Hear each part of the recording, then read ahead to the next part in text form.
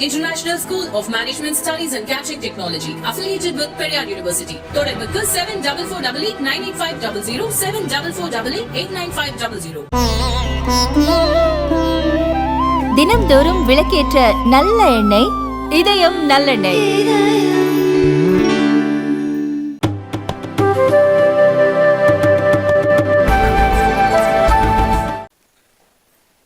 Humble obeisances to the August gathering.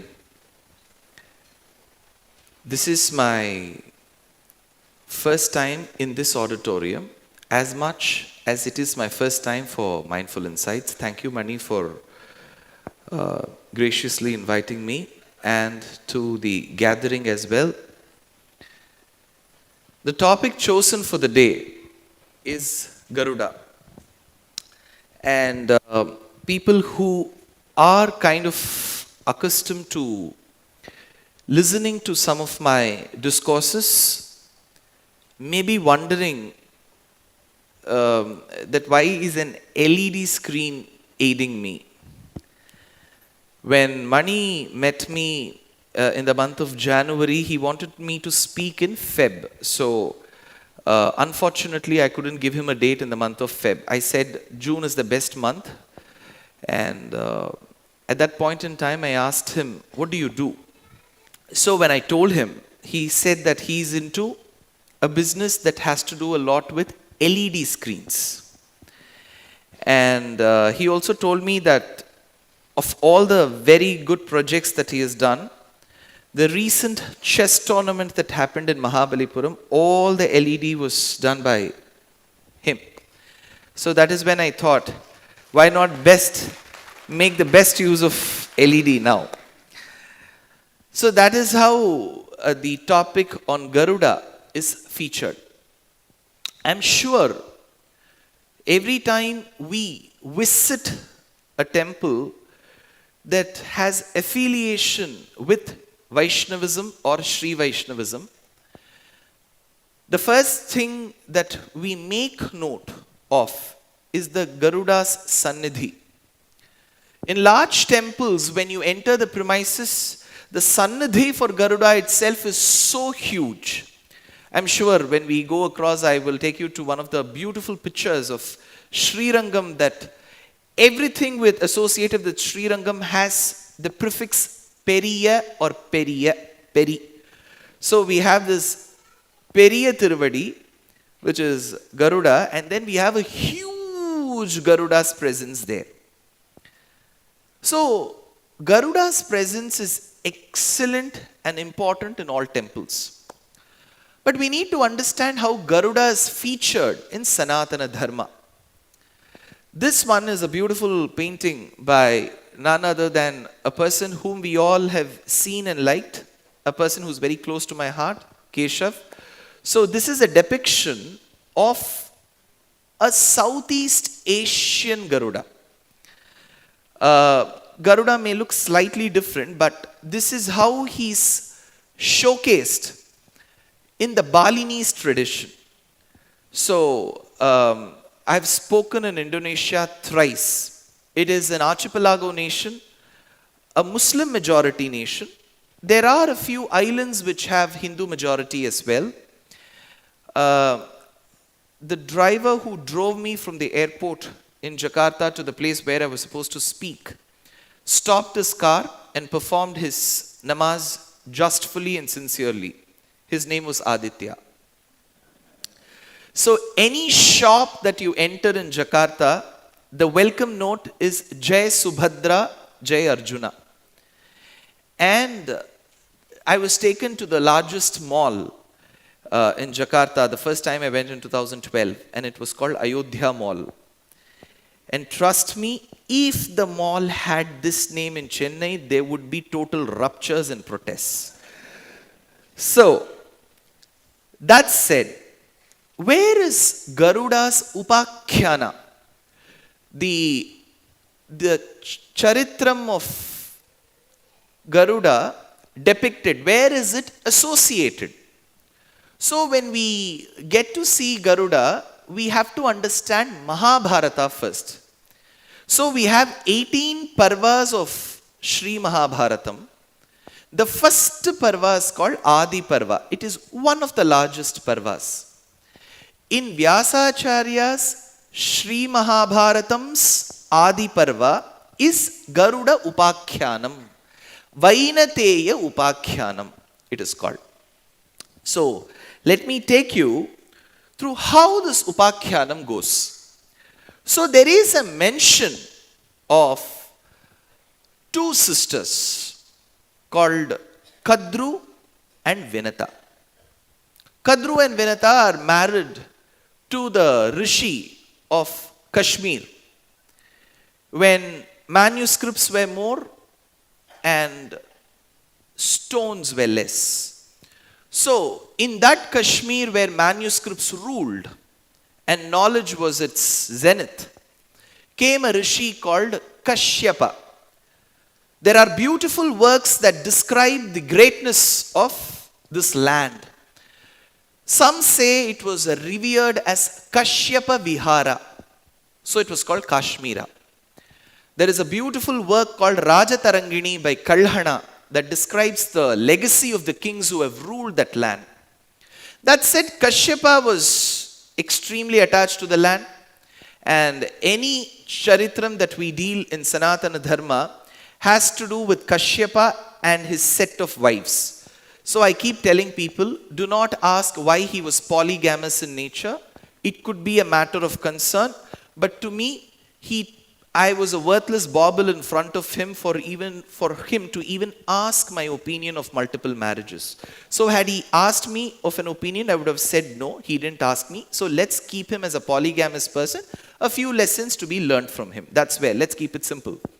That said, Kadru and Vinata, the wives of Kashyapa, they were very, very interested to have children, many in number, especially Kadru. So, Mahabharatam says that she produced many snakes. Kadru produced many snakes. This may arise a curiosity in all of us. How could humans, when they come together, produce snakes? It is absolutely tangential to our understanding of basic science. Please understand, Vyasacharya and Valmiki believed in many of us that we will be doing sufficient amount of homework while deciphering the passages of our scriptures. When you visit many of the houses, how many of you have pets at home? Cats, dogs? Don't look at each other. You're not pets. If you have pets, yeah. So there are pets. You know, people who nurture pets, when you visit their houses, I have made the grave mistake. I keep making it. And while I make that mistake, I often ask, is this your dog? They get offended. They say, that's my child. So to that couple who nurture a pet at home, they treat the pet as their own child.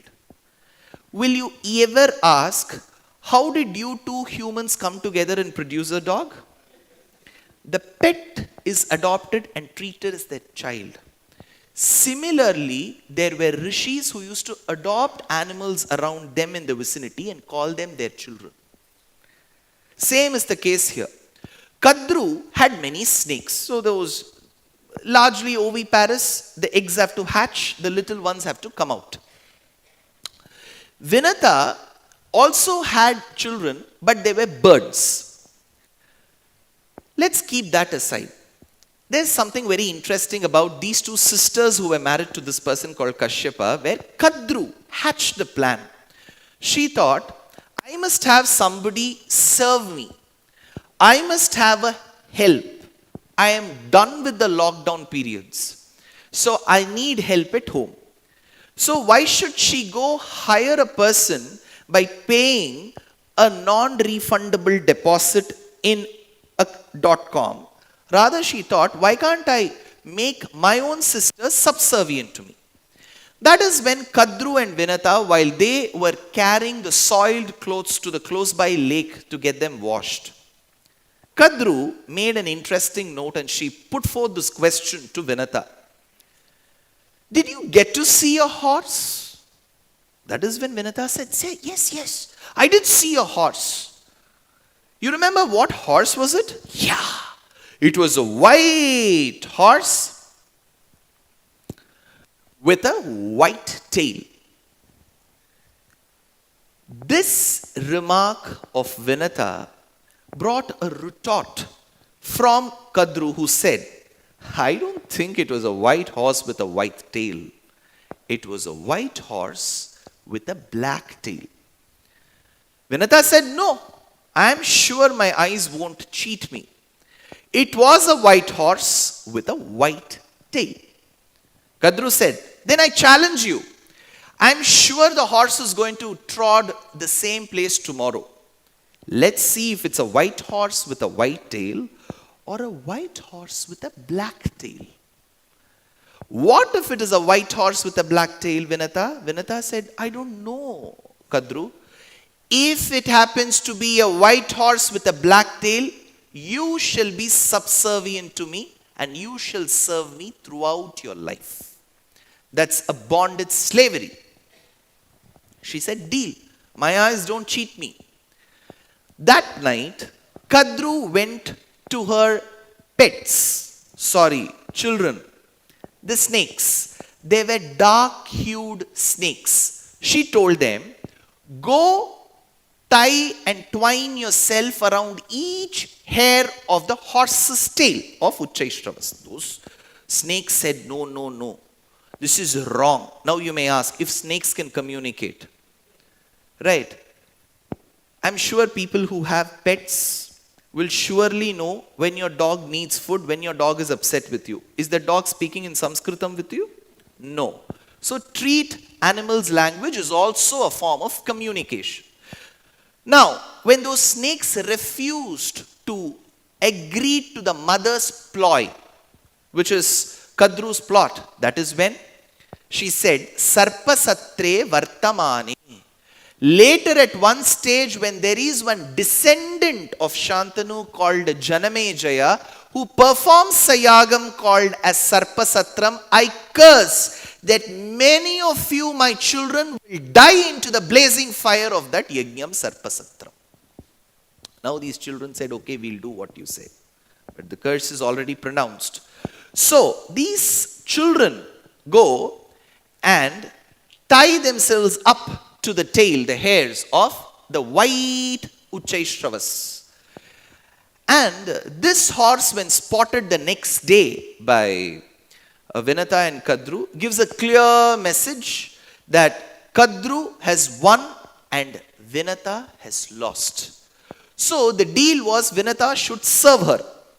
But eventually Vinata's bondage extended to her children as well. Everything that I state now is very important for later slides. So she said, this bondage that you have will go to, that shall be bequeathed by your children as well. Vinata said yes.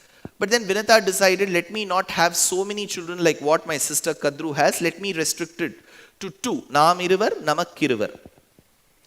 So, now when there was a egg that was spotted in the nest, she ended up wanting to have birds as her children. So she prematurely goes and opens the egg, even before the stage had come where the chick could normally, naturally come out. She broke open the egg. This hasty decision of Vinata led to that bird not fully being developed. It was a partially developed, special abled child, which was the bird. And this bird was reddish. Its eyes were also reddish. It was extremely angry with the mother for having taken such a hasty decision. So the bird now curses the mother that you shall continue your days of slavery for many, many months to come. That said, that child later is offered job as the charioteer of Surya. Since he's red-hued, he's called Aruna. He becomes the charioteer, Sarathi, to the Rathi called Surya. Surya Ratham has one chakram called Samvatsaram. It is driven by 7 horses, and those 7 horses, held by the reins by the Sarathi, are representative of the chandas, the different prosodies that you find in Sanskritam, like Gayatri, Ushnik, Trishtup. All these chandas are the 7 horses. This Aruna becomes the charioteer, the Sarathi to Surya Deva. Now, then comes the day where she waits for that moment when slowly the next egg can hatch, because she's already got one curse. She didn't want another one. So she patiently waited for the other one to hatch. And when that egg hatched, came one bird, looked left, right, did this and came out. And that was the bird which will later be called Garuda. He is Vinata Sutta. Vinata Sutta, Vainateya, these were the names. But over the period of time, he gets beautiful names. Now, how was this bird? Later we know him as Garuda. How was this bird's childhood? See, when we talk about Ramayanam, we keep discussing about Rama's childhood. Rama's childhood was not a one that you could run for pages together. He used to keep listening to his parents. If parents said stand, he would stand. Sit, sit. It took many, many years for him to get married. Though both of them may not seem connected, they are connected too. So, he took a lot of time. Whereas Krishna's childhood is filled with memories. Bhagavatam gives so much information about Krishna's childhood. We have heard a lot about Rama's childhood, Krishna's childhood. But here, what Vedanta Deshika brings to us is Garuda's childhood. So he says that the seas, the hills, and the stars were the ones with which Garuda used to play. We have heard of Krishna playing with butter, Rama playing with a bow. But the baby Garuda whom Vedanta Deshika depicts neither played with butter nor with a bow and arrow. He used to play. He used to go hit the stars. Like the bowling game, he used to put the stars and the stars used to be dispelled. So it may seem like an exaggeration, but this is how beautifully he depicts. Like how many of the surfaces of the mountains used to be broken, the waters used to rise, and the stars used to move hither and thither.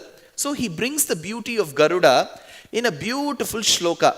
Kshunna kshoni dharani kshubita chatura kupara timyat garunti trutyanta rasarani sthaputita vibudhasthanakani kshipeyuhu patala brahmasaudhavadhi vihita mudha vartananyasmadartim brahmanda syantarale brihati khagapater arbaka kriditani.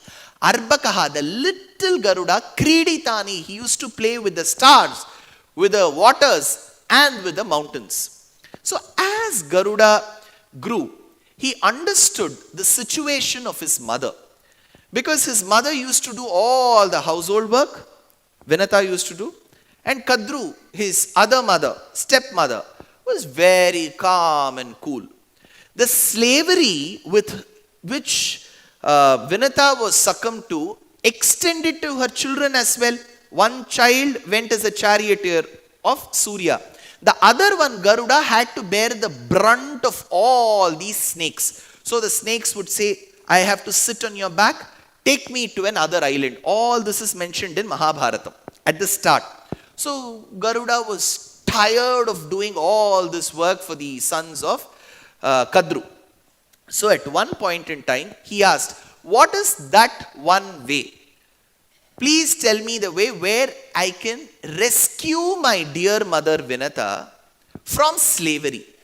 That is when Kadru said, if you manage to get the big pot of amritam, ambrosia, nectar, whichever way you call, from Indralokam, Indrapatnam, then probably I can think about excusing you and your mother from this bond of slavery. Garuda thought it's a great task. I will take this task upon me and I shall manage to fulfill this particular task. Now, as he leaves takes leave of his mother. He says, Mother Vinata, I'm going to leave this place. I will go in search of Amritam. Bring that Amritam back. From then on, you don't have to wash at all. You don't have to worry at all. I, as a son, shall do this to you. Whatever I have spoken till now is there in Adi Parva of Mahabharata. Cut. Let me now do an Upanyasaka's job. I'll take you to another topic. In Srimad Ramayanam. In Srimad Ramayanam, there is a situation where Rama comes and informs his mother Kaushalya. Mother, I've been ordained to go to the forest. I have to go. I have to go for 14 years. So I take leave.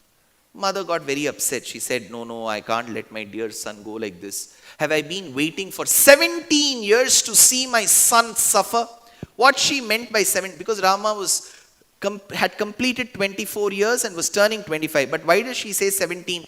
She counts the day of his Upanayanam as day 1. So he was 7. 7 plus 17 gives you that number, whatever we desire. So she says, for 17 years I've been waiting. Have I been waiting to see my son not take the Rajyam from his father and rather go spend and toil in the woods? She says, I can't let my son go. That is when Rama tries convincing, giving her, citing various references, telling that it is the duty of a son to listen to what the father has said. She said, I can't help. At that point in time, Lakshmana comes and says, I have a solution for this. I can go behead Kaikeyi. That is when Rama says, this is not a part of our civilization. So don't do this at all. She is a mother to you as much as she is to me. I have to listen to what the father has said. In that case, Sita comes and says, what should I be doing, Rama? Rama says, see, the command that I have got is to go to the forest for 14 years. I'm sure, Sita, you're my biggest companion. But here, I tell you, please stay back in Ayodhya. The world is very small. Technology will help us build bridges. Let's stay in touch and moi. And as he said, Sita said, where are you keeping me? In Ayodhya with your mother?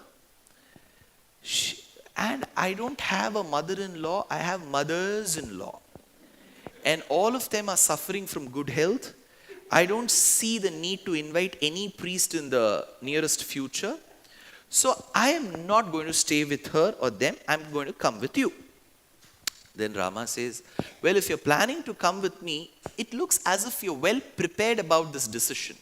She says, yes, I was married to you while I was 6. And while I was 6, I've heard a person who used to cite prophecies in Janakapatnam in Mithila state, Janaka, your daughter Sita will be spending many, many years in the forest. The day I heard this prophecy and the day I heard a foreteller look at my palmistry and tell that I'm going to spend many, many days in the forest, I'd kept my luggage packed. It was all said, see there. So Rama tried arguing with her.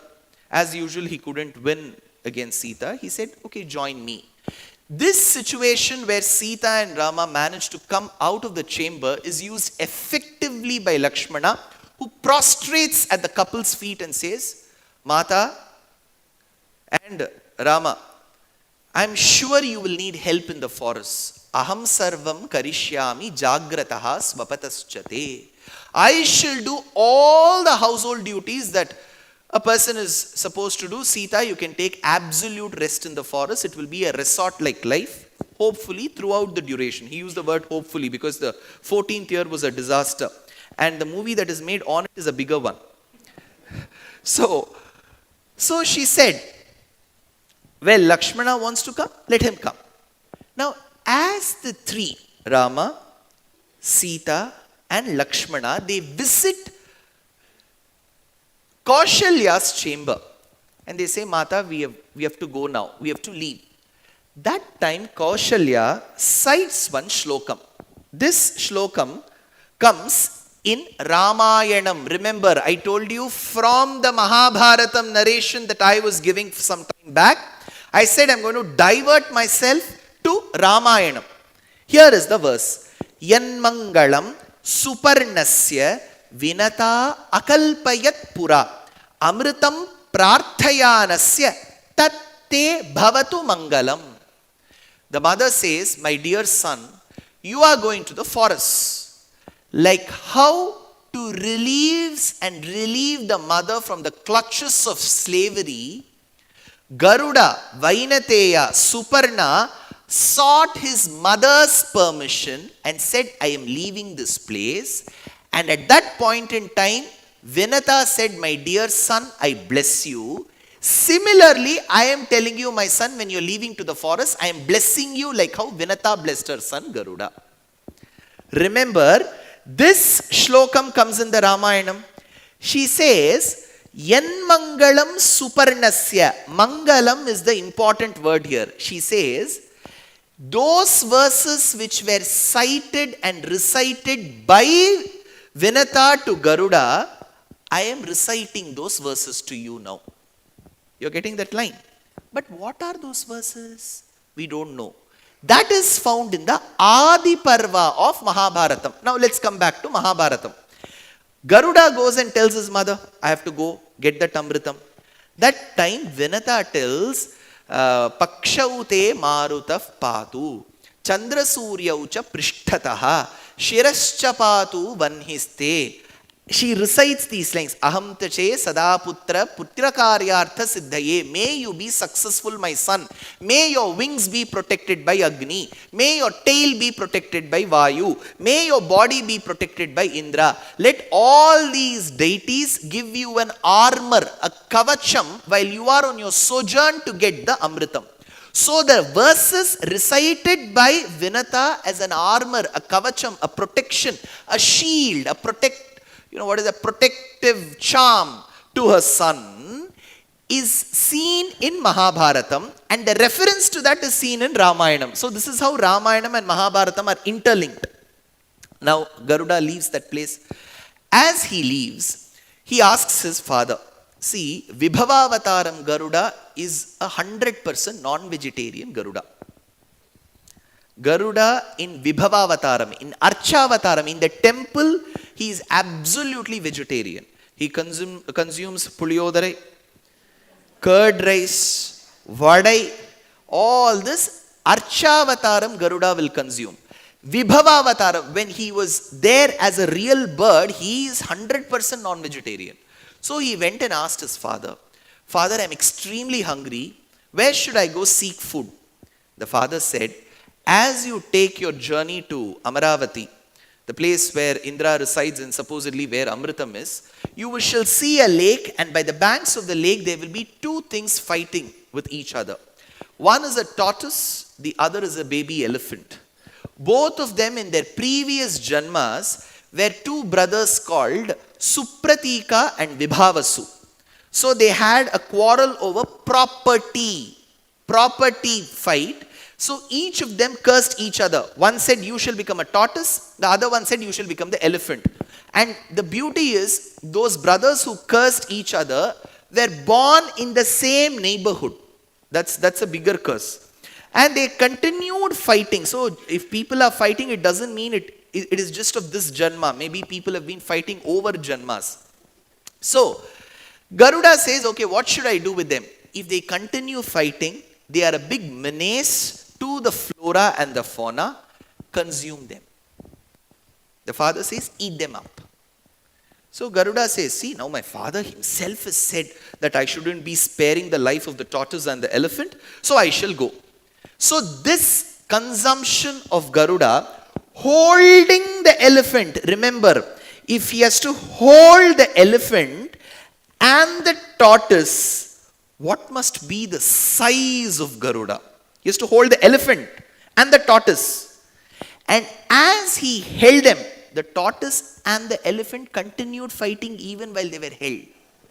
Don't forget that. So they were still fighting.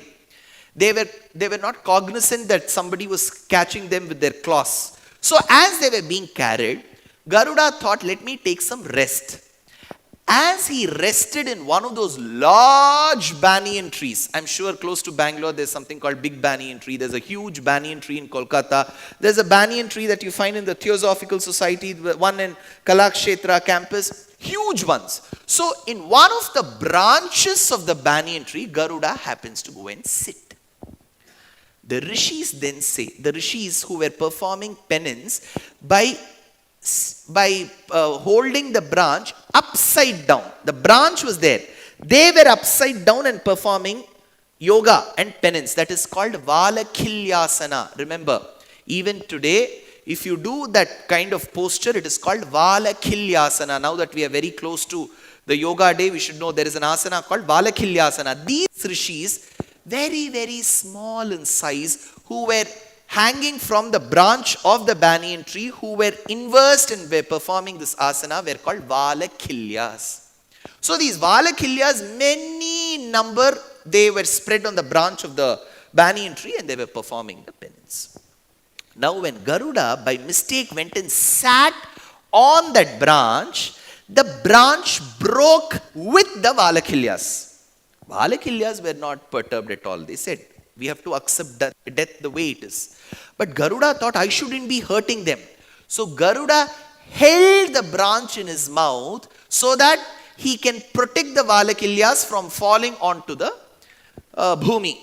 And then he held the tortoise and the elephant. Where is this found? This is found on one of the walls of the Tirukkurungudi temple south of Tirunelveli. If you go near the Gopuram, atop it is this depiction. See, the sculptors and the supervisor of the sculptors had to, in those days, necessarily undergo good training in our itihasas and puranas. They could not just come up with anything and then say, I thought this is a very good design. They will have to come up with justifiable, very, very reliable, relatable, comprehensible references of our Puranas and then depict them on the wall. So if you see Garuda, Garuda holds the branch of the tree, and can you see the inverted Maharishis, their heads here? These are the Valakilyas. Now for you, Mindful Insights Mani has put this on a 20 feet by 10 feet screen. This sculpture in that wall of the Gopuram is barely a few inches.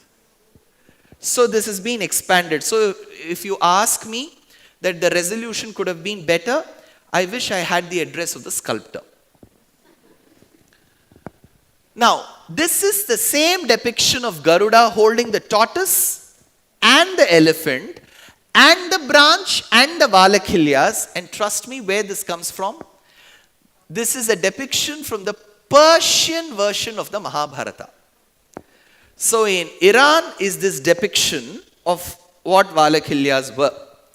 Now, all this that I have cited from the Mahabharata comes in the form of a beautiful verse by a person whom I have loved and revered throughout my life and will continue falling in love with. His name is Vedanta Deshika. He says, Sandra Krodhanubandhat Sarasi Nakha Muke Padape Gandashaile Tundagre Kantharandre Tadanucha Jatare Nirvishesham Yuyutsu Avyad Asmad Abhavyad Vidita Nakhara Shreni Damshtrabhigatau Jivagraham Grihitva Kamatha Karatino Bhakshayan Pakshimallaha.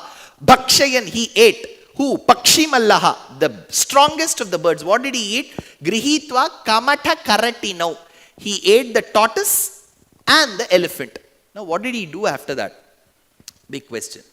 I will cite one. What I thought was, at one point in time today, while there is a genuine quest and a thirst for quintessential knowledge, there is also one set of people who keep questioning.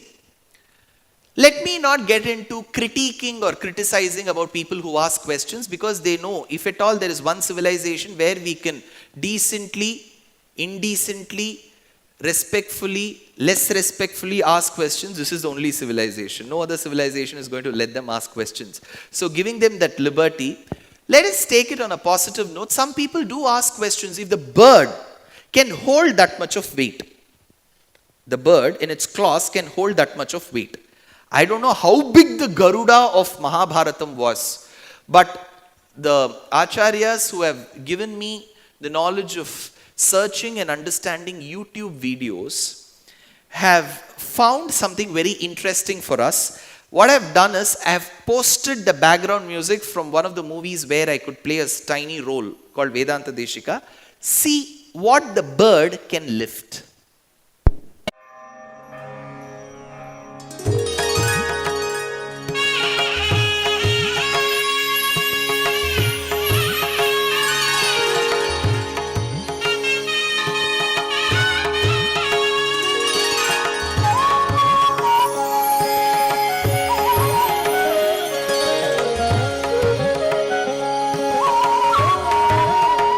गरुडमखिल वेदनीडाधिरूढं विषत्पीडनोत्कण्ठिता कुण्ठवैकुण्ठपीठीकृतस्कन्धवीडे स्वनीडागतिप्रीतरुद्र सुकीर्तिस्तना भोगगाढोपगूढ स्फुरत्कण्ठतौ व्रातवेधं यथा वेपमानद्विजिह्वाधिपाकल्पविस्फार्यमाणस्फटावाटिकारत्नरोचिष्ठटा राजिनीराजितं कान्तिकल्लोलिनि राजितम्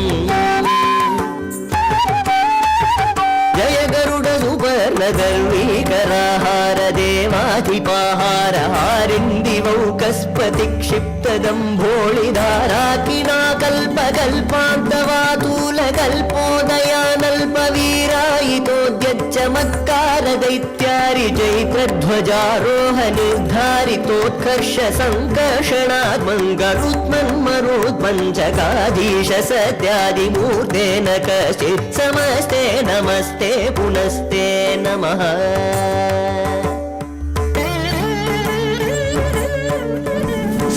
नम इदमजः च पर्याय पर्याय निर्यात पक्षानिलास्फालनोद्वेलपाथोऽधिवीची च पेटाहता गाधपाताळभाङ्कार संकृत नागेन्द्र पीडा श्रेणी भावभास्वन्नखश्रेण ये चण्डतुण्डाय नृत्यद्भुजङ्ग ब्रुवे वज्रिणे दंशया दुःखमध्यात्मविद्या विधेया विधेय भवद्दास्य मापादयेथादयेथाश्च मे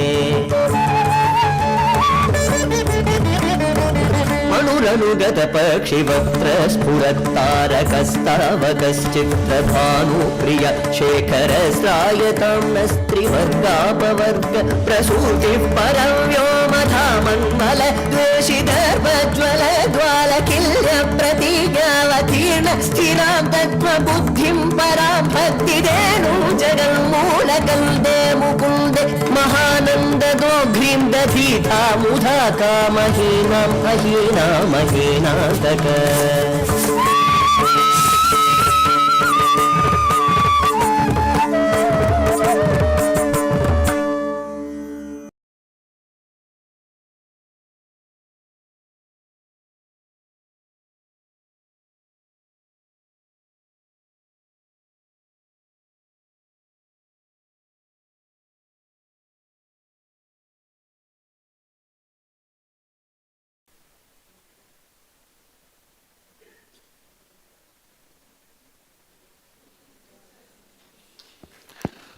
So, see, this depiction is not to bring some excitement, but the point that I'm trying to make is, we have references to the Mahabharata verses. If people ask for citations and references and inscriptions, we have them for many, many millennia before. And Vyasacharya must have been such a very good observer of things of the flora and the fauna that have happened around him, that he knew how to confirm that birds could lift such heavy objects. Could you ever think that a good, well-developed goat, fox, they are all lifted just in those two claws. So, if this small a bird could lift that, I'm sure he could have lifted a baby elephant and a tortoise too. That's it. Now, what did he do after that? So, that consumption was over, that breakfast part was over. Now, after that, he had to continue his journey. Before that, I'm sure many of you will have children, grandchildren who are all fans of Neo books. So, I feel our civilization directly and indirectly has been an inspiration to many other civilization and books. It has traveled the seas, it has gone to other continents and has come to us back in a different way where we are not aware it may have had a chance of going from here. Here is going to be two scenes that I show from a book that I used to wait in the British Library outside in Bangalore for to get the first copy of the book, Harry Potter.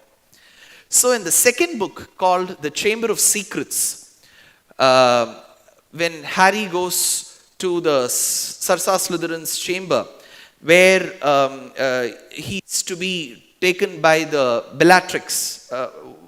What is the snake's name? Basilisk. So in Basilisk, so what he does is while he's about to die, and many of them were caught in the chamber of the secret, that is when there is a bird which is supposedly the pet bird of Dumbledore that comes and carries them. That is called the fox. And then in book number 5, which is the Order of Phoenix, we get to see when Dumbledore is to be arrested, the bird carries him. So I'm not attributing or trying to say that J.K. Rowling must have sat through one of the Garuda Upakhyanam lectures given by Anantarama Dikshitar and Astika Samajam. But what I'm trying to say is the ideas of Mahabharata must have traveled in the last 2000 years to various civilizations and must have given ideas to other poets. If you go ask her about Garuda, she may not know. But if you ask her where you got this idea from, maybe she'll say, I got it from Greek civilization. And Greeks were called Yavanas. And Yavana had a person called Kala Yavana, who was the coalition partner of Jarasandha when he fought Krishna in Mahabharata times. So there has always been a connection. So just see what our great directors have to say. To the minister that Dumbledore has got style, I would rather keep it this way. Garuda has a style. So when Garuda took all of them, carried, ate them, then he has to go to the Pattinam, the city of Indra. There he goes and fights with Indra and gets that Amrita Kalasham. So this Amrita Kalasham and Garuda go very hand in hand. So there is a depiction that you can see here. He is the Amrita Kalasha Garuda. That is shown in a painting. Is there a living sanctum sanctorum to him? Yes. In Sri Rangam, when you get through the Rangaranga Gopuram, you take left, you will have Amrita Kalasha Garuda Sannidhi. So this is how he looks. Now, when he fought Indra and the other deities in Amaravati Patnam and got the Amrita Kalasham, we need to commemorate his victory.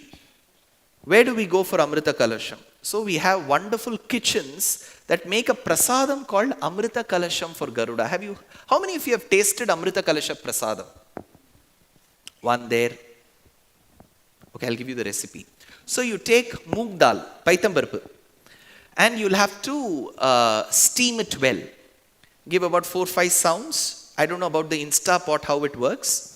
But trusting it's a good cooker, a well-performing cooker with none of its capillaries of arteries blocked, then 4-5 sounds will suffice, and then you mash the dal and then keep the vellapaga separate. Don't give it to 2 strings, then it will become manoharam. Just 1 string will do. And then add this vellapaga, this concoction made of jaggery, to the mashed moong dal and mix it well so that it doesn't become a very loose paste. It has to be thick like chapati mavu. Then make balls of it. You can add cardamom or you can add little ghee and then make balls of it and steam it. So that is called as Amrita Kalasham. Okay, now I have to say I hope I don't get into any of the copyright problems. It is from Shanti Taligai. So then as he brings the Amrita Kalasham out to release and relieve his mother from the bonds of slavery, he's out. As he gets out of the Amaravati Patnam, he sees someone extremely handsome. He sees that person as a personification of spotless, blemishless beauty. Every part of this person is worth a poem. He sees beauty personified right in front of him.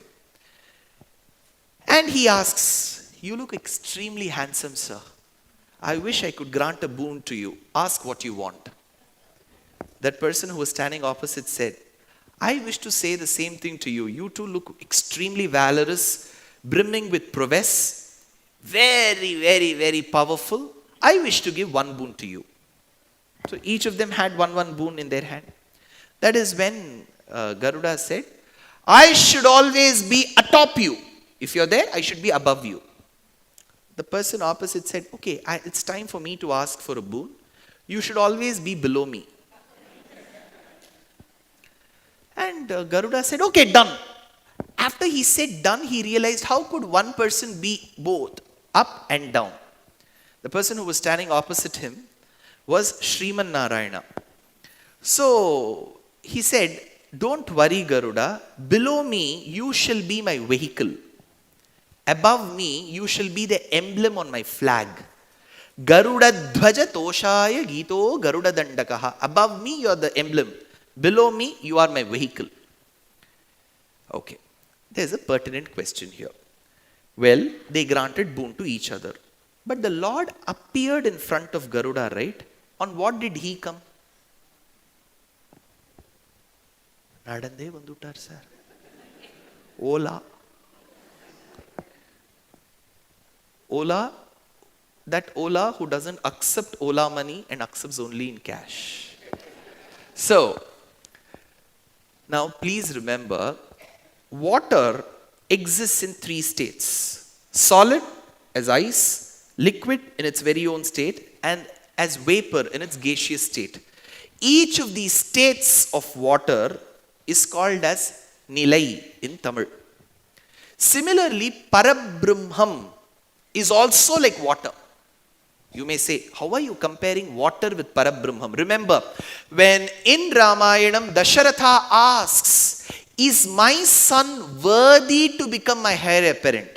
Every father who anoints his son as the successor should check if the son is worthy enough. So Dasharatha did in those days. Though it was largely called a dynasty, there was democracy then too. So he asked, "Is my son Rama capable of becoming the heir apparent?" That time, Vasishtha says yes. What did Vasishtha reply? Kamban tells in Kambaramayanam, "Unnum Neerinum Avanaye Uhappar." People love him more than the water that they drink. Why? Because water has many attributes of Paramatma. If Paramatma's daya flows from the higher level to lower level, so does water flow from higher level to lower level. Paramatma fits himself in any house, in any suitcase, in any temple, like how water fits itself into the container. So there are many attributes. So that said, there are many states of Paramatma, like how water has solid state, liquid state, and gaseous state. See, if you travel by any of these airlines, they will ask you, "Water, sir?" Sparkling water.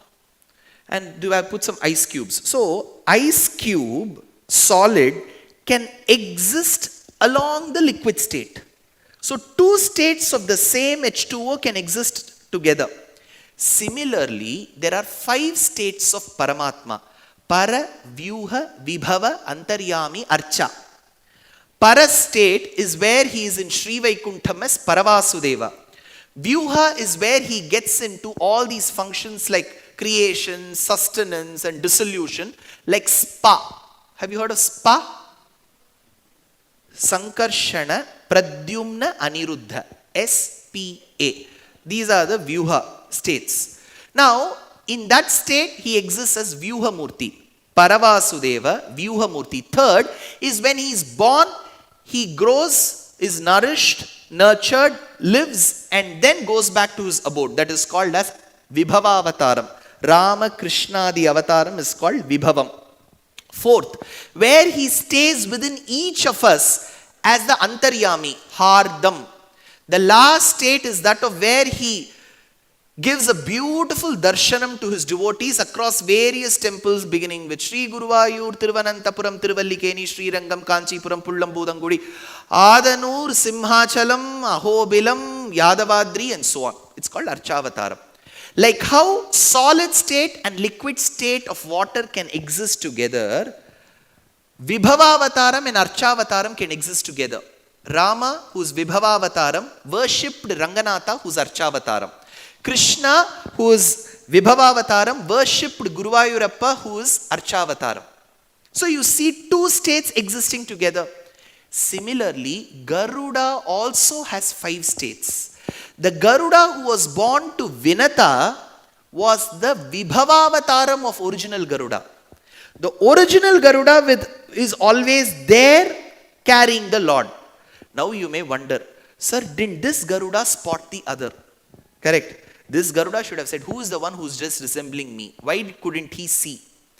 The answer lies in J.K. Rowling's third book called as The Prisoner of Azkaban. So, I keep telling, there are many ideas that have gone from our country through civilizations which come back. So, Harry thinks that there is some animal that is protecting him. But it was actually he who was protecting himself. So you can't see in Vibhavavataram the para state. So Garuda couldn't see the other Garuda, but there was another Garuda there. So the question is, how did the Lord come here? He came on Garuda, but that Garuda was state 1 Garuda, para swarupam of Garuda. And the Garuda who was opposite the Lord was the Vibhavavataram of Garuda. Got it? Now, Vedanta Deshika puts this into a beautiful shloka. He says, Yoyam dhatte svanishtham vahanamapi varaha sparshito yena yasmai yasmad yasyahava shrir vidadhati bhajanam yatra yatreti santaha prayodevassa itham harigaruda bhida kalpita rohavaha swabhavya swatmabhavyaha pradishatu shakunir brahma sa brahmatamnaha. So whatever I've spoken of the Lord granting a boon, Garuda granting a boon in return, Garuda telling I shall be below you as the vehicle, the Lord asking Garuda to be atop the flag as the emblem is mentioned in this shloka. Now, we are going to go to why is Garuda Upakhyanam mentioned in Mahabharatam. Mahabharatam should talk about Pandavas, the sons of Dhritarashtra called Dhartarashtras, the tussle that existed between the Pandavas and the Kauravas, and how there was a war between them. This is the Katha Bhagam. Why should Garuda story feature here? Right? Isn't it, if irrelevance is a part of the book, wouldn't somebody think of my Upanyasam where you may think, why is he telling this story here? Why should Vyasa also do the same mistake of Dushyanth? Why is he digressing? Vyasa does it with a purpose. Kashyapa, in Aruna Prashnam it is said, Pashyakaha Kashyapo Bhavati. Pashyaka, the one who could see, but just not see, foresee.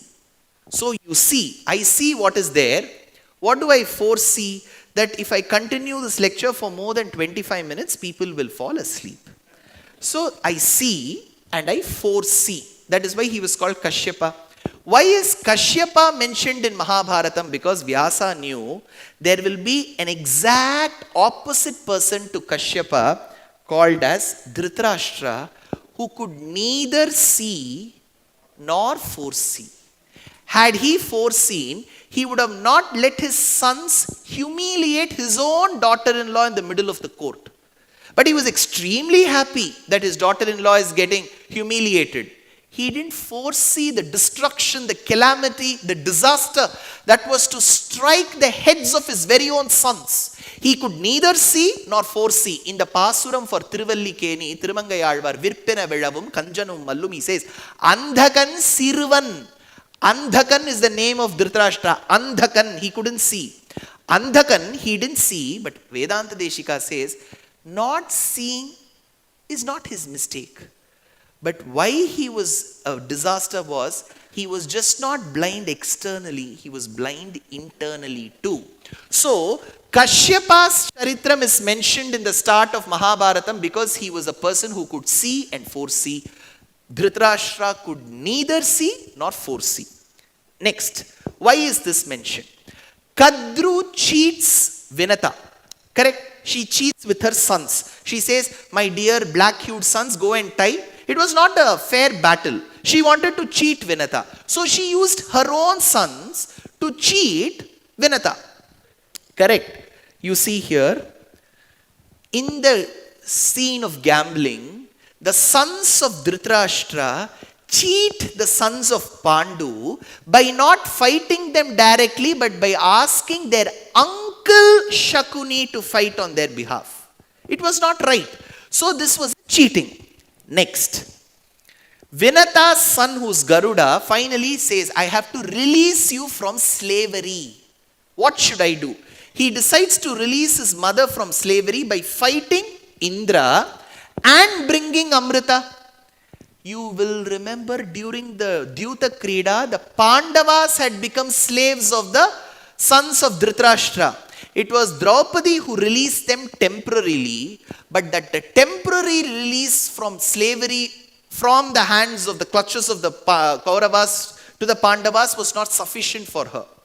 She said that I need a permanent release from these sons of Dhritarashtra, oh my dear Pandavas, for which here came the Gitamritam. There Vinata's son brought Amrita. Here Vishnu gave Gitamrita. Sarvopa Nishado Gavaha Dugdha Gopalanandanaha Partho Vatsaha Sudhir Bhokta Dugdham Gitamritam Mahat. So there Garuda brought Amrita. Here Vishnu gave Gitamrita. There Vinata's son Garuda fought Indra. Here Krishna fought the Kauravas with Indra's son Arjuna. Do you see the connection? Next. If you see the next part, Garuda fights the snakes. Correct? The sons of Kadru were the snakes. Garuda, Vinata's son, fights the snakes. You remember what is the emblem of Duryodhana? Snake. And if you see, Garuda fights Indra. But here, do you see the horse? The horse, ideally what should have been there? Garuda should have been there. But Garuda you cannot use technically Garuda in the Yuddham. So he had to use horses. So Garuda could have been on the emblem. Correct? But what was there in the emblem when Arjuna fought? Hanuman. Now where will Garuda go? Where Periyalvar states that Garuda was housing himself within the horses. Meimei peruvartai vittu chittar kettirupar tammai uhapparai tamuhappar ennum sol. So Garuda was found within the horses. Do you see so many connections of the later Mahabharata with Garuda Upakhyanam? Why did Vyasacharya narrate? Because before you narrate one big kavyam called Mahabharatam, you have to give the executive summary of that kavyam through one slide. So all those parvas of Mahabharatam, the yuddham between Pandavas and the Kauravas, the Gitamritam coming, the cheating, the gambling, was all put in a nutshell as Garuda Upakhyanam, as a mini Mahabharatam by Vyasa. So Garuda Upakhyanam is the mini Mahabharatam. So if I tell you have to listen to Mahabharatam, you have to listen for years together. But what you have listened now is a mini Mahabharatam. That's said. Now, this is Surya. And Aruna, who's the first son of Vinata and Kashyapa, is the Sarathi. Now, what do we say every day? Dhyaya Sada Savitri Mandala Madhyavarti. Within the sun, everybody, whoever has the time to perform Sandhya Vandanam, what you do is you take that water and pour. You say, inside the sun is housed Narayana. So the external part is the sun, and for Surya, the Sarathi is Aruna. Now, who is housed within the sun? Narayana. And who is the Sarathi? Garuda. So the elder brother and the younger brother are housed within two concentric circles called Surya and Narayana. Now, this connection is brought to us in the form of a beautiful verse from a work of the 7th century called as Surya Shatakam. Surya Shatakam is by a Kavi called, any guesses? Very good, Mayura Kavi. So Mayura Kavi drafted the set of 100 verses on Surya for getting cured of eye problems. So this has been put forth in a beautiful shloka. Prakkalo nidra padmakara parimalanabhir bhavat padashobho bhaktya tyaktoru khedod gati divi vinata sununa niyamanaha saptashvapta parantanyadhikamadharanyo jaganti stutolam devair devassa payad apara iva murari ahintam patirvaha. So here, this is a verse from Surya Shatakam. Now this form of Garuda, while I went to Seattle, one of my very good friends called Jayashri has painted this Garuda in Seattle. What has she done is to paint Garuda the way Vedanta Deshika and the Vedas have praised. Garuda is seen as the quintessence of Vedic teachings. Remember, that is why in any Samprokshanam or Kumbhabhishekam, after you have recited the Vedas and you take the Vedic waters to the Kalasham and you pour over it, immediately people will look to the sky and check if Garuda is there. Because Garuda is seen as the essence of Vedic teachings. Now, what does he signify? Vedanta Deshika states this. Netram Gayatramuche. Now, the eyes of Garuda represent Gayatri Mantram, it seems. So what she has done is, this is a very low resolution pic of it. If you zoom the eyes, you will see the Gayatri Mantram written within it. Netram Gayatramuche Trivriditi Chashiro Namadheyam Yajumshi Chandam Syangani Dishnatma Bhirajani Shaphair Vigraho Vamadevyam Yasya Stomatmanosau Brihaditara Garut Tadrisham Nata Puchaha Swachandhyam Nafprasutam Shruti Shata Shikara Bhishtutatma Garutman. What does Garuda signify? The Atma of Garuda is Samavedam, it seems. That is why in Bhagavatam, when the Lord appears on Garuda before Kardama Prajapati, the verse says, Stomam Udirna Sama. When Garuda was flying, they could hear Samavedam, it seems. So the Atma of Garuda is Samavedam. What is the body of Garuda? Vamadevyam. What does the name of Garuda signify? It signifies Yajurvedam. What does the head of Garuda represent? Trivit Mantra. His eyes, Gayatri Mantra. Wings, Brihat and Rathantra. Limbs, Chandas. The claws, Dhishnya Vedika. And tail is Yajna Yajnam. Says Vedanta Deshika. Now, there is another message. If you have seen many of the Vishnu temples, in the Brahmotsavam, there is one day called as Garuda Sevai. When Muthuswami Dikshitar visited Kanchipuram and wanted to take a glimpse of the Lord, he went on the day of Garuda Sevai. Kalido Shahara Tirtha Prabhava Guru Guhadinatam Kapila Shukadi Sannuta Garuda Vahadirudham Varada Raja Mupasmahe Vanaja Sanadi Pujitam. Why is Garuda Sevai so important? Here, we need to understand there are 4 sections, parts to every Veda. There is Brahmanam, Aranyakam, Samhita. These are the 3 portions of Vedas. The 4th part is Upanishad. So there are 4 parts, Brahmanam, Aranyakam, Samhita and Upanishad. Sir, you're saying there are 4 parts. Why have you put so much of gap between these 3 and the 4th one? There is a reason. These 3 talk about a lot of karma, activities. They say venerate Paramatma through this particular ritual. Venerate the Parabrahmam using this particular yagam. So it becomes a karma. So I reach Paramatma through Agni. I reach Paramatma through Varuna. I see Paramatma through Indra. I see Paramatma through Rudra. So these are all the deities through whom I see Paramatma. Since they signify karma, these 3 together are referred to as Karma Kandam. Brahmanam, Aranyakam and Samhita. Now as I keep doing these yajnas, my desire is to understand and meditate upon Parabrahmam, which is Paramatma. Which is that portion that signifies the Paramatma? That is the Jnana Kandam, which is the Upanishad. Now, if you see this Karma Kandam, which is the Vedic injunctions, is represented as Garuda. The Jnana Kandam is represented by Parabrahmam.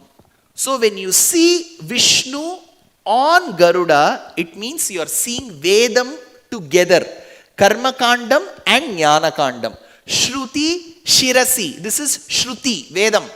Shirasi, its crown, is Vedanta. Vidipte Brahmani Srinivase. So Garuda Sevai literally brings in front of our eyes Karma Kandam and Jnana Kandam together.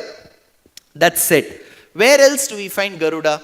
When the elephant was crying for help, when one of its limbs was caught in the strong and virulent jaws of the crocodile, the Lord appeared on Garuda. Even in the Thiruvallikeni Pasuram, we get Pul Oorndu Sendru. So, when you see Gajendra Varada Sannidhi in Thiruvallikeni, you will see the Lord seated on Garuda. So, in our Puranas, Garuda becomes in a way identity to the Lord. Where else do we see him? When Dhruva Charitram, when Dhruva is blessed by the Lord comes over Garuda. Where else?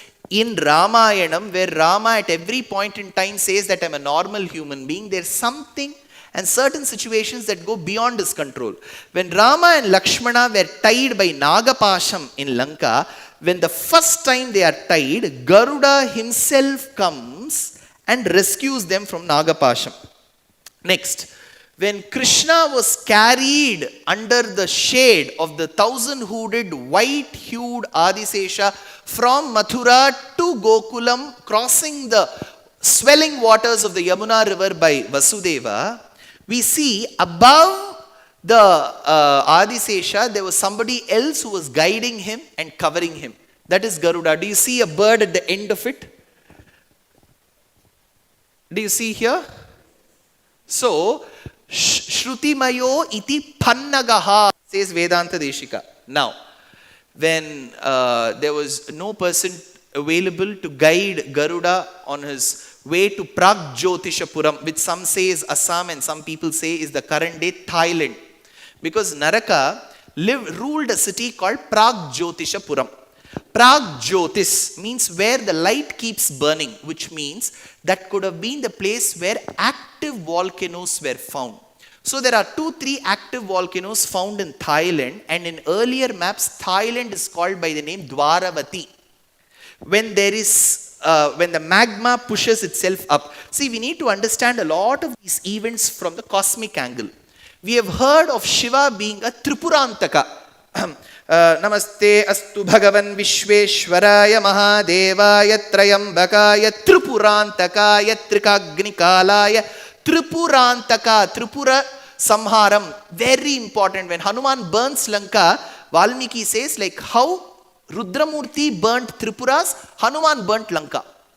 So there is reference, and one of the Nayanmar says, Siritavan Yeritan. When Lord Shiva burnt Tripurams, he gave a smile. It was not as if he was tensed. He smiled and burnt Tripurams, it seems. Now coming to Tripuram, what does that signify?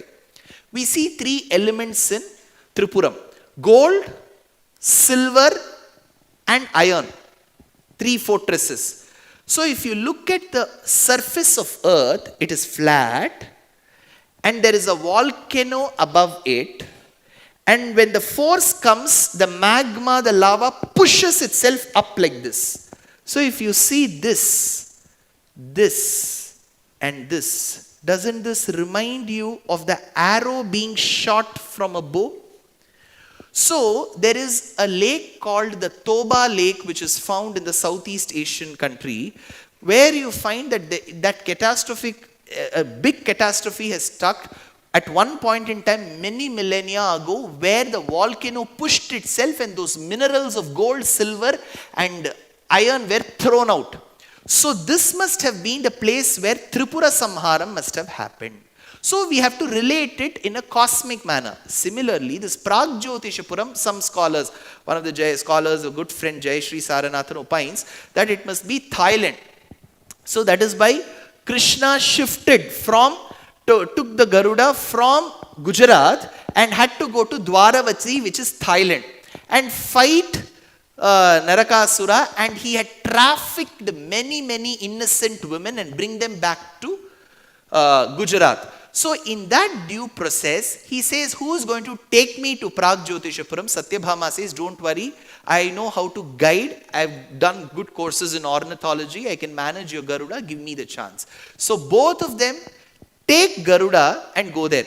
Interestingly, the first time I went to the US, I said they were so fast, they took Garuda Vega. People looked at each other. There's a courier service called Garuda Vega.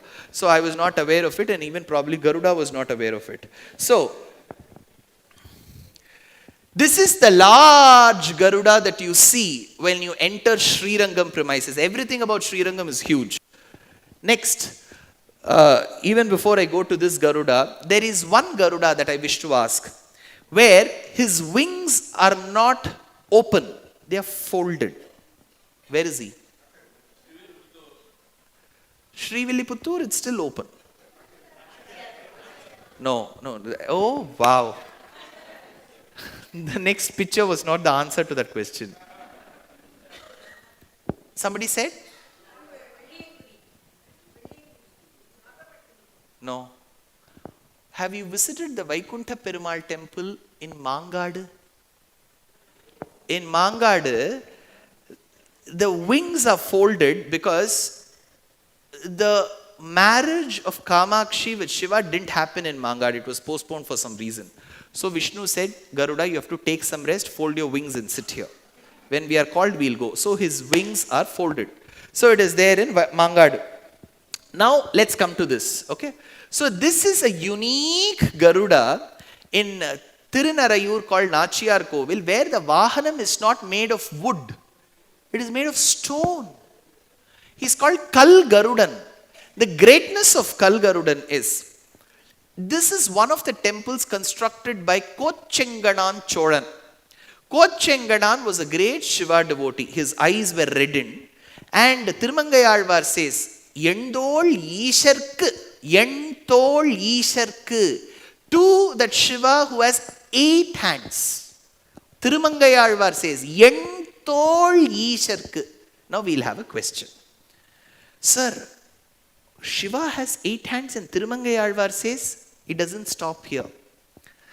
Paramacharya Mahapariva was so inspired of Tirumangayalvar's Pasuram that he ordered his Tapati to make a Nataraja Murti with 8 hands in Dantam and keep it in the Matham. So Tirumangayalvar's Pasuram inspired Paramacharya to make a Shiva statue. All these three come together. Imagine. Now, in Nachiyar Kovil, the style of the temple is Mani Mada Kovil. Because Kochenganan Cholan's architecture style was when you stand outside the temple, I should see the Lord at an elevated place. Do you see most of the auditoriums, if you go to the auditoriums, if you have to watch a dance, you cannot watch it on a flat platform. It has to come gradually down. So this Mani Mada Kovil, you have to walk, take 4 steps, walk, take 4 steps, walk. It is called Mani Mada Kovil. So he constructed in that style. All of them were Shiva temples, and the last one was Nachiyar Kovil, which was a Vishnu temple. Kochenganan Cholan tells that. So when Garuda is brought from the Garbhagraham for the first 4 steps, 4 people carry him. Then he becomes slightly heavier. 8, 16, 32, 64. And when he gets out of the temple, 128 people have to carry him. He's so heavy. Then as he gets back to the pavilion, which is his Garbhagraham, he gets so excited that he starts losing body weight. Even without going on a keto, even without making a paneer into a tofu, even without converting one of the A2 milk into almond and soya, he loses weight. That's the greatness of him. So 128 becomes 64, 64 becomes 32, 32 becomes 16, 16 becomes 8, 8 becomes 4. So that's the greatness of Garuda here. And the beauty about Garuda is he carries all the snakes as his ornaments. If you go look at his ears, they are not the gold. There are 2 snakes here. His necklace is a snake. His girdle is a snake. His janeyu, punal is a snake. His armlets are snakes.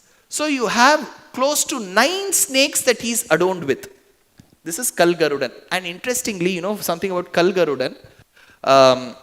When my Acharya, Karunakara Acharya, at one point in time had an accident with respect to his eye, His father, who was an Ashu Kavi, wrote 100 shlokas on Kal Garudan called Kshemakari Shatakam. Not everyone is blessed to have a father like that, right? Suppose if I feel not so good today, my father can just pray. He cannot write 100 shlokas. Forget about composing. I don't think he can even recite. But here I had my Pracharya who wrote 100 shlokas called Kshemakari Shatakam for his son to get cured of the eye accident that he had faced. So this is Kal Garudan. Next. Can anyone guess where this Garudan is? Very good. Tiruvelliyangudi Garuda has Shankam and Chakram. Because the Lord there said, I am too tired carrying all these ayudhams. You go carry it, and gave it to Garuda. There is one place, like how in Shiva Kshetrams you have a Tirupungur. Valimarai tirukde malai pole oru Madu padu tirukde. Gopala Krishna Bharati says how Nandanar said, here is one big bull, because of which I am not able to have a glimpse of you, my dear Mahadeva. Can you please ask this bull, big bull of yours, to slightly move? So Tirupungur in Shiva Kshetrams is a place where Nandi is not aligned in one line with the main deity of the Sanctum Sanctorum. He moves away. There is one Kshetram where Garuda is not aligned in the same line. Any guesses? Very good. Tenthirupperai. In Tenthirupperai, which is one of the Navatiruppadis, the Lord is called Makara Nedunkulai Kadan. If you've been hunting for a good name for your prospect grandson, keep this. Makara Nedunkulai Kadan. The one who has got, in Madurai and Tirunelveli, they have huge earrings. So the hole becomes so huge. So two dazzling, resplendent fish-like earrings float below the ears of the Lord. Makara Nedunkulai Kadan. So there, Tenthirupperai is extremely beautiful because you have many Purva Shikhas in that Gramam. So those children were playing while reciting Vedam. They were playing as they were reciting Vedam. Playfully they were reciting while they were playing. So the Lord wanted to have a glimpse of these children. So he said, Garuda, you're standing in the middle. Could you please move that side? Pillai Velayaattoliyum. Immediately Garuda moved. So in Tenthirupperai, he is not in one line along the Garbhagraham. This is another Garuda of Srivilliputturu. You don't see him opposite the Lord. You see him alongside the Lord. Why? Because the Lord thought he has to respect his father-in-law, because his father-in-law Periyalvar is the Amsham of Garuda. So the father-in-law said, I got my daughter married to you in Srirangam. I gave her in Chola Desham. I've come back to Pandya Desham. I can't stay without my daughter. I'll give you place. Please don't mind when people have to make sly remarks about you staying in your father-in-law's house. I don't mind. I know you don't have much of your salt in Uppaliyappan Kovil. Continue the same here. Stay with me. And that is a place where Garuda stays alongside Andal and Rangamannar. There is another temple here. Can you guess who these are? Kannadadavaru idara illi? Kannada. ಹೇಳಿ sir, ನಮ್ಮ ಕಡೆನೇ ಬರ್ತಾ ಇದ್ದೀವಿ, ನಮ್ಮ ರಾಜ್ಯ ಹೇಳ್ಬಿಡಿ. அப்பாடி அது கன்னடான்னு விட்டா நமக்கு ஒன்றும் பிரச்சனையே இல்லை இல்லையா? காவேரி போது மட்டும்தான் கேட்போம். No.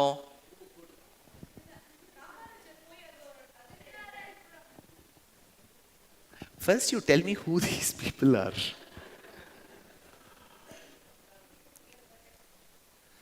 Okay. These are the wives of Garuda. Rudra and Sukirti. Rudra Sukirti stana bhoga gadopa gudas purat kanta kavrata vedavyatha ve. Rudra and Sukirti. So it is a Bindigavale village very close to Mysuru, where you have these Utsava Murtis of Garuda's wives. So that's very unique. You don't have it in any other temple. The wives of Garuda are called Rudra and Sukirti. Now, this is called Garuda Gati Bandham.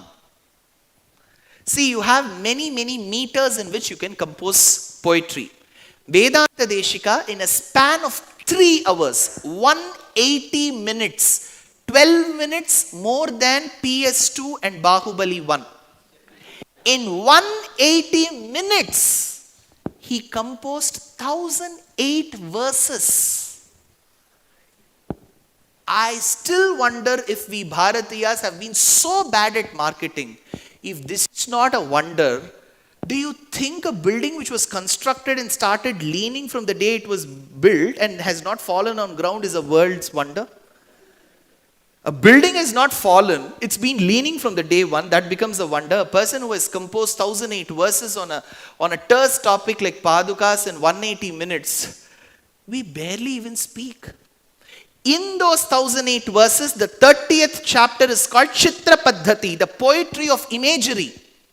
In one of those verses, it is called Garuda Gati Bandham. So Vedanta Deshika uses the velocity at which the bird flies. See, the bird won't fly point A to point B like this. It isn't a four-wheeled vehicle. It has to trace a certain path. So if you see it in the 3D view, you will see 1, 2 like this. So in that path, he has completed a verse called Garuda Gati Bandham. Look at this. Kavyaya sthita marga vyaja yataga margaka. Kamada jagata sthityai rangapungava paduka. Now see, Kavyaya sthita. Kavya ya. Then if you see 4. Where is 4? Here. Sthi. So if you see Kavyaya sthi. So if you take this in the 3D mode, that describes the velocity at which a Garuda traces the path. So it's called Garuda Gati Bandham. This is one of the verses in the 1008 verses he wrote in 3 hours. So, if you see, this is Vedanta Deshika who lived 750 years back.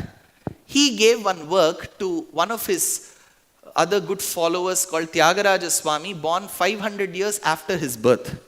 Tyagaraja, in his opera called as Prahlada Bhakti Vijayam, says Prahlada was tormented by his father Hiranyakashipu and Nagapasham had enveloped the little boy. So when he was thrown into the seas, the Lord of the seas said, "O son of Vinata, Garuda, please come and relieve this boy from the snakes." So this is the only composition available in Carnatic music that is exclusively dedicated to Garuda. It is called Vinata Sutta Rara in Ragam Hushaini. Vinata Sutta Rara na Vinuti Gai Konara Gananagha Pashambula Khandincha Rara Amareshuni Gelichi Nivamritamu Techi Vimala Kirti Vahinchi Velasi Linna Veera. So, I don't know if, sorry. Can you just check in the monitor if you can click that, just below that button is the audio player. If you take your cursor there. Vinata Sutararana Vinuti Kai Konaraya Vinata Sutararana Vinuti Kai Konaraya Vinata Sutararana Vinuti Kai Konaraya Vinata Sutararana Vinuti Kai Konaraya Vinata Sutararana. This is a composition by Sangeeta Kalanidhi Ramanathan sir. So he has sung. Now this presentation, which is slightly tangential to most of the traditional Upanyasams where we sit in one place and we keep going without the aid of this, is to say that with the aid of technology, we can bring some positive changes to the young and the working population. People who are accustomed to traditional lectures may find, oh, those 2 hours of lectures where you give those traditional lectures with no pictures, no slides, that is better, sir. But trust me, we have close to 500 to 600 million Indian population below the age of 30. They are all either in colleges, schools, or some of them have joined in jobs. If you ask them to go sit for a 7-day Bhagavata Saptaham, 2.5 hours every day, they won't. So here I had the help of Sri Mani of Mindful Insights, who gracefully, graciously, benevolently, out of simple magnanimity said, take the LED for yourself, the 20 feet and the 10 feet that you have, and present whatever you want. So Garuda has one character, Garuda. See, if it is Krishna and Rama, it is fine. People will assume, what is there to speak about Garuda? There's so much about Garuda, right from the might, right from the power that he holds, to the servitude, the ardent bhakti that he had towards the Lord, and the way he's venerated in all these temples. See, I just went to one temple of Karnataka. The remaining temples are all there in Tamil Nadu. Srivilliputturu, Tenthirupperai, Mangadu, Tiruvelliyangudi, Srirangam, Nachiyar Kovil, Srivilliputturu, they're all there in Tamil Nadu. So one state has so much to offer to Garuda. And there is a prasadam also for Garuda. There is a ragam called Garuda Dhvani. There is a kriti on Garuda called Vinata Sutarara. There is a poetry called Garuda Gati Bandham. There is a dandakam called Garuda Dandakam. There is a panchashat called Garuda Panchashat. So there is so much for us to see in Garuda. So Sanatana Dharma becomes, in the negative way the Western world says, don't open the Pandora box. For us, Sanatana Dharma is also a box, but when we open it positively, we just have gems flowing out of it. And with the aid of technology, we can bring some nice, interesting changes to the young minds. Because I have never done, except for my days of corporate life where every day we had to make one presentation or the other. Generally, for my lectures, I've never used a PPT. Though my Acharya, Karunakar Acharya, is extremely fond of PPTs, I have never used a PPT because I feel narration alone will suffice. But this is the first time I'm trying something with the aid of technology to help to check if children who patiently sit through lectures, children who can understand, because they can associate with pictures. Imagine everything is blank, and as such, for my regular lectures, I come with one white color veshti and uttariyam with a stubble on my face, no lights on me, 2.5 hours they have to sit, no child will sit. So we have to find new ways to entertain and keep our children engaged. That way, Mani has done a wonderful job by gifting me this LED. Thank you. Namaskaram.